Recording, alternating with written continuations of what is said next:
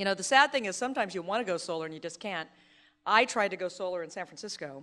I live on the side of this hill, and unfortunately there's this huge tree on the hill above my home, and it shades my home most of the day. So the solar company told me I was out of luck, so I have to drive a Prius instead.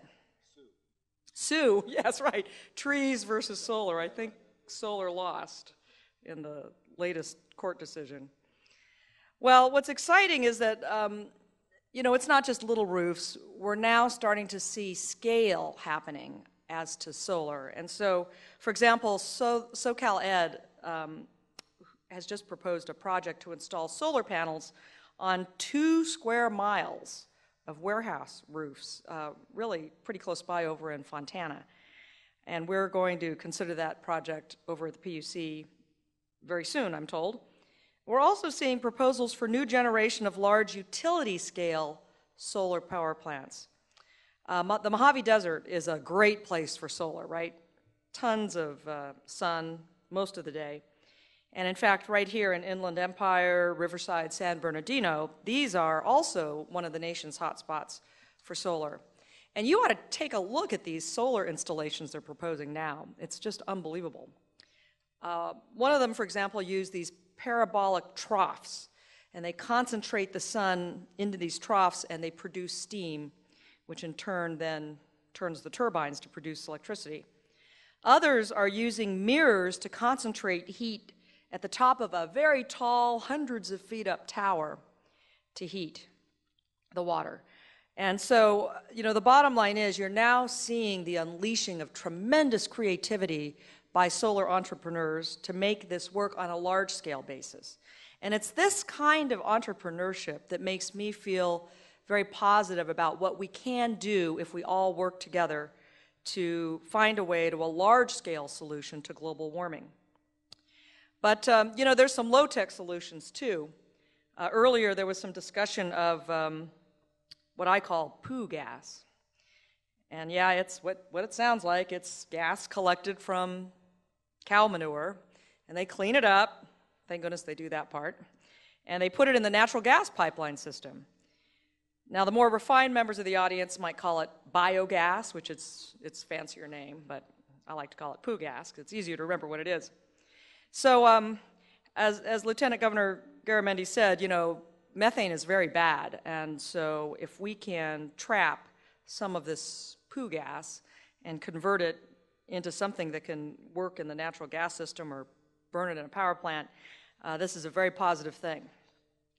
Now, another area I wanted to cover this morning has to do with empowering consumers to reduce their greenhouse gas impacts by giving them more information about their energy usage on a real-time basis through a smarter electric meter.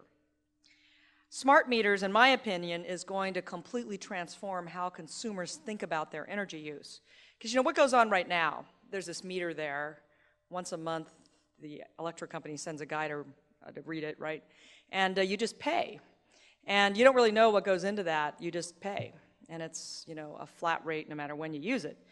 But of course, if you know anything about electric demand, it actually varies season to season, and it varies hour to hour.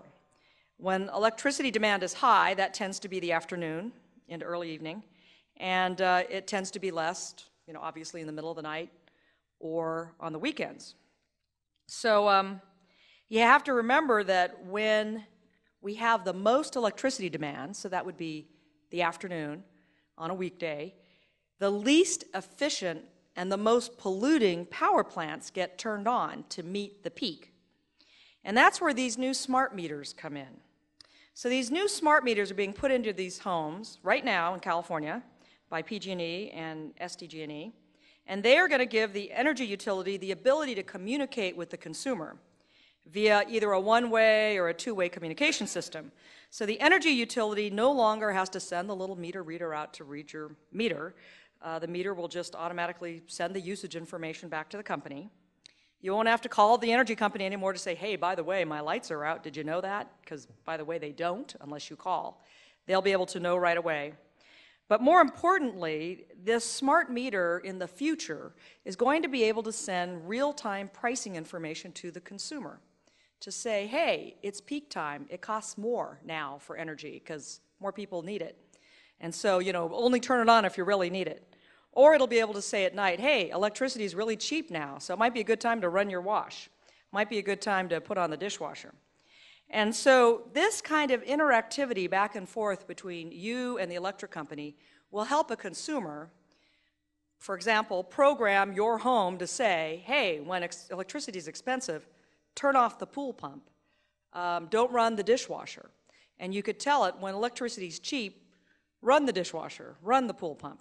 And that in itself will help consumers get engaged in their energy usage and be part of the solution and help us shave the peak period down so that we don't have to use the most polluting power plants or even have to build more power plants if we don't need to.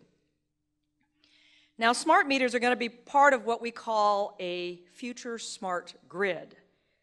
Think of the smart grid as the merging of the electrical infrastructure with a communications intelligence infrastructure. So the smart grid allows a utility to better communicate with each part of the electrical system to see what's working, what's not working, what could work better.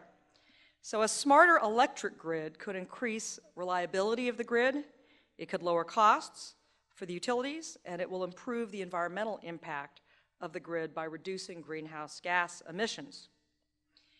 Now, we've been talking about adding more renewable energy and consumer devices onto the grid too.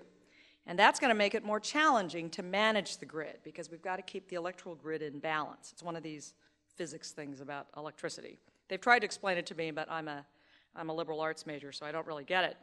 But I just know we have to manage the system to be balanced at all time. Can't store electricity.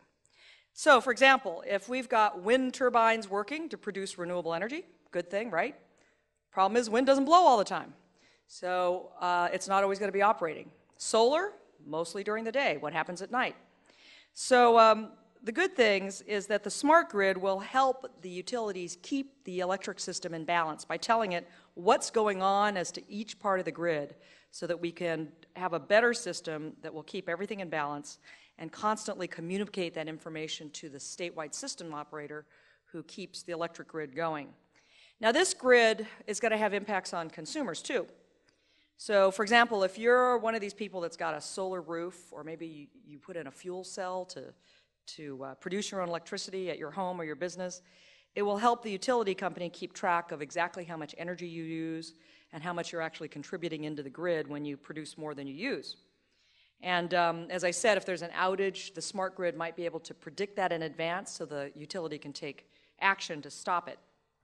And in the smart grid world of the future, we do see things like plug-in cars, where you plug it in at night, charges up, and you can go about 40 miles the next day, tootling around the city on your battery power. Now, I want to take a big step back. I'm almost done. And I want to talk about how these policies are going to come together to tackle climate change. Energy efficiency, renewables, advanced metering, and smart grid are going to help get us there. But we also need solutions that we haven't even thought of yet. In order to implement AB 32, the greenhouse gas bill, the PUC is providing input to the Air Resources Board. They're the state agency tasked with developing the statewide policies for all types of emissions in the state. And so far, California has been relying on kind of traditional command and control regulation as to the sectors we regulate. And so this means policymakers usually identify a way to cut emissions, and then we order the polluter to do it. The problem is we regulators don't really have all the answers on global problems like climate change. I mean, I'm just going to be honest with you. So California needs policies that will, frankly, unleash the creativity of the marketplace to solve such a big problem.